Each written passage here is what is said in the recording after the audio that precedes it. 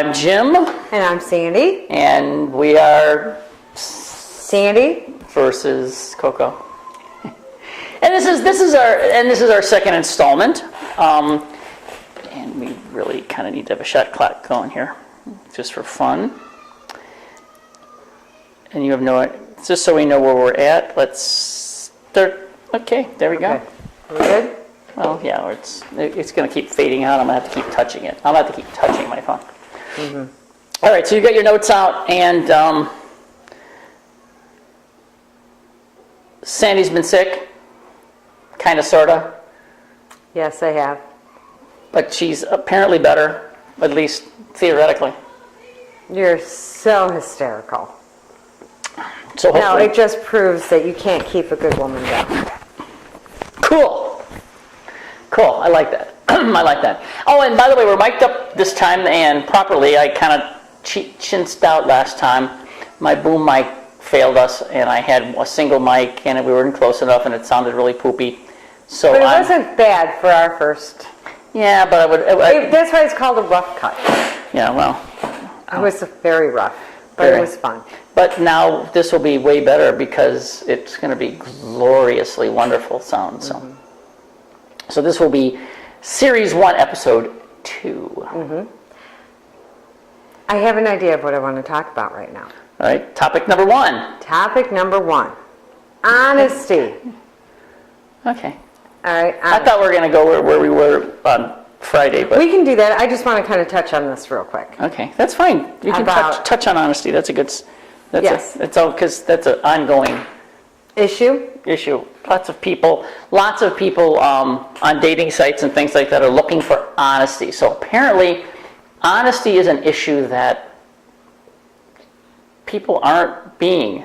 Right. And not even just on websites. Meeting somebody face to face and just being honest.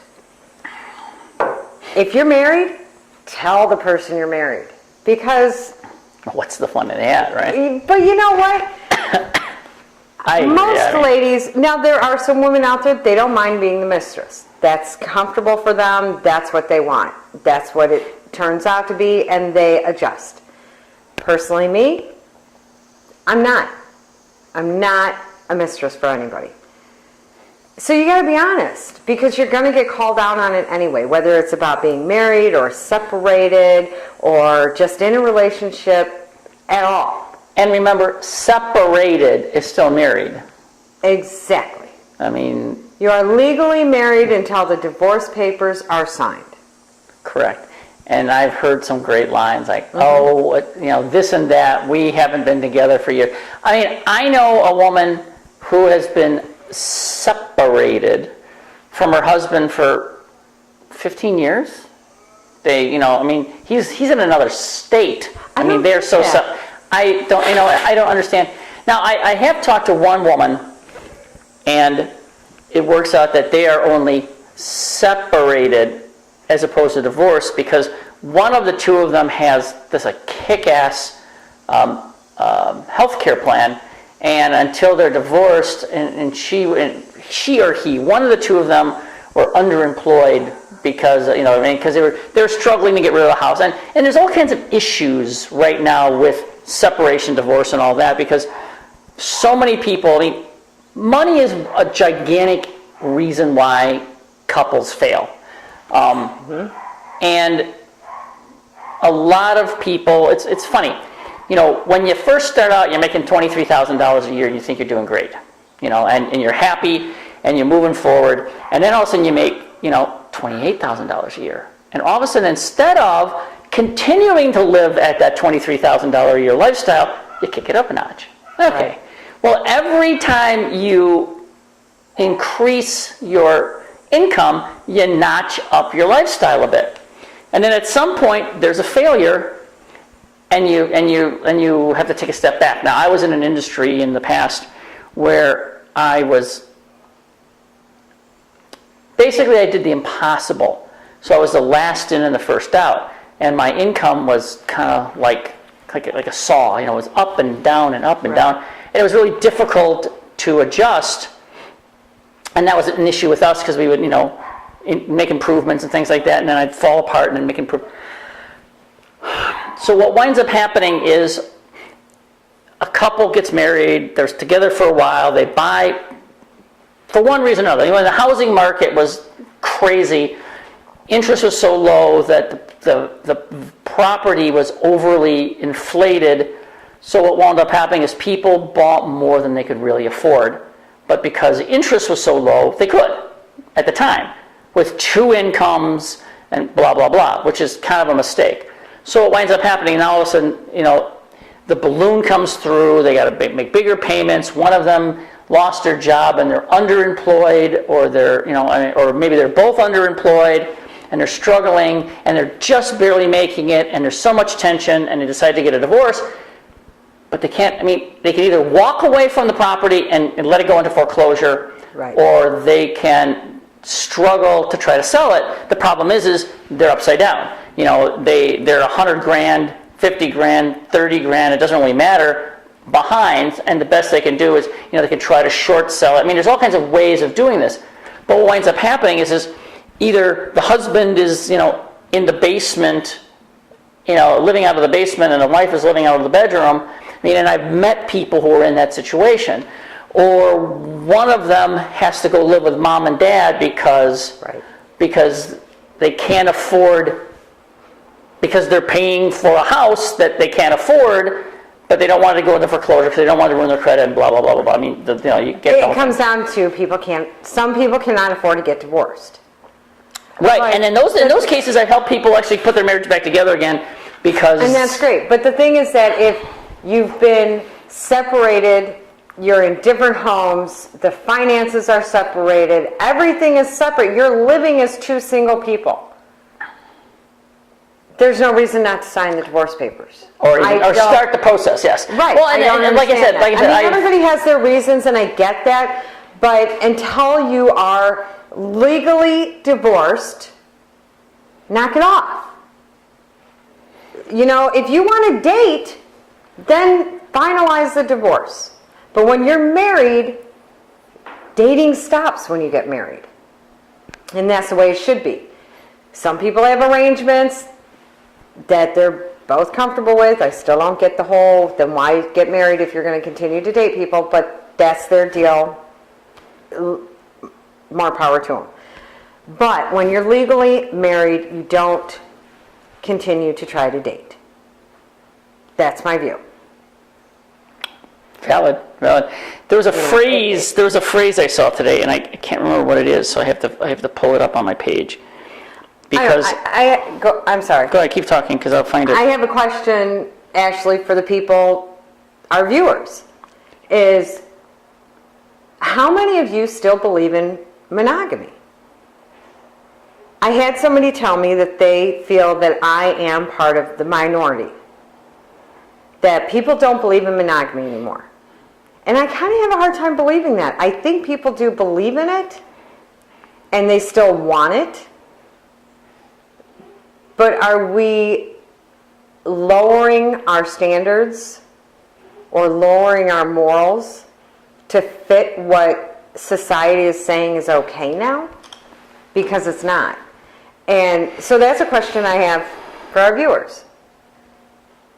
I personally, when I'm a very monogamous person. When I'm with somebody, they're the only person I'm with. If I want to be with somebody else, then I don't have any business being in the relationship with this other person anymore. Because obviously there's another issue on why I'm looking at somebody else, or whether the man is looking at somebody else. There's an issue. Either work on it or get out. Cool. Am I too simple? Yes, but that's okay. I've read a lot of reports talking about the concept that monogamy was never, what amuses me is, people, one of the current issues is, people feel that everybody has a right to be married if they want to be, be gay or straight or transgender or whatever. It doesn't really matter. And I agree with that. I think, but what's interesting is people say, well, the Bible says that marriage is between a man and a woman. Well, in fact, if you actually read the Bible, which most people really never have, there's 8 different types of marriage that are outlined in the Bible. And only one of them is between a man and a woman, specifically. There's other variations. There's polygamy. There's you marry a woman who has property and slaves, and you get all of that, and you can have your taste of all that. There's marriage where it's man, woman, and all the guys' concubines. There's a clause of marriage where it's if you rape a virgin, you pay the father 50 silver shekels, which comes up to about $12 a shekel. Anyway, it doesn't matter. But I mean, the whole point is so what is marriage? I mean, then you got to start defining it. Are you using historic language? Or are you using current language? I'm too simple and you're too complicated. I'm just okay, and marriage is between 2 human beings. And yes, I was raised with faith. Why not? And I was raised where it's between a man and a woman. But why can't it be 3 people? But no, because you know what? You brought up a good point. And this is why I want to ask this. You say the man can have his concubines or a harem or multiple wives. Have you ever point out where a woman has had a harem of men or multiple husbands? Okay, I'm sure there is. I'm sure there are societies where what do they call it? Where the women are, most societies are man-based, but there have been some historically that are woman-based, and there are records of such things. I gotta see, but not many. I mean, it is definitely the minority, and it's probably because even though women do cheat, just as it's not all men, women do as well. It's probably because deep down, women are still very, very monogamous. Well, statistically, I want to say it's more like 60-40 men, women as far as cheaters go. I mean, like 60% of men and 40% of women is, I'm rounding it, but basically is the number. It may be a little lower or a little higher, but I've read, there's so much information out there, and it's kind of like, it's all grain of salt kind of nonsense, because what is real and what isn't real. I mean, I've read statistics where they say, 50% of marriages end in divorce. I've read some that say 60%. And then I've read some that, and in fact, it's actually not that high of a number. It's depending, it's like such and such per year versus this, and it's actually more like 15% because of the way they're looking at the numbers. It actually looks like, it's like, there's 100 people getting married and 50 divorces, so statistically you'd say that's half the people. But in fact, it's over a period of time, and it's actually closer to 15 or 20% of the people who are getting married or getting divorced, Well, and that's what our show is supposed to be about, is hopefully we will be able to give some really great advice and coaching and help to people where we can change those numbers. Whether it's 60% or whether it's 15%, it's still a matter of we have to reconnect. But there'll also be situations that we're going to be talking about where we might just say, no, you need to be not together, because there's no point whatsoever to be together. It's just wrong. It's completely wrong. Exactly, and that was something I just wanted to touch on, because I've been asked this question a lot recently, even with not being well. I've been getting calls and emails and texts on this very subject. And my advice to the women is, look,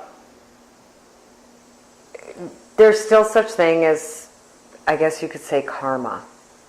I don't know if I necessarily believe in that, but I do believe that what goes around comes around, or treat people as you want to be treated. I think that you kind of, for lack of a better term, karma. That, and I tell the women, I said, first of all, you're not there.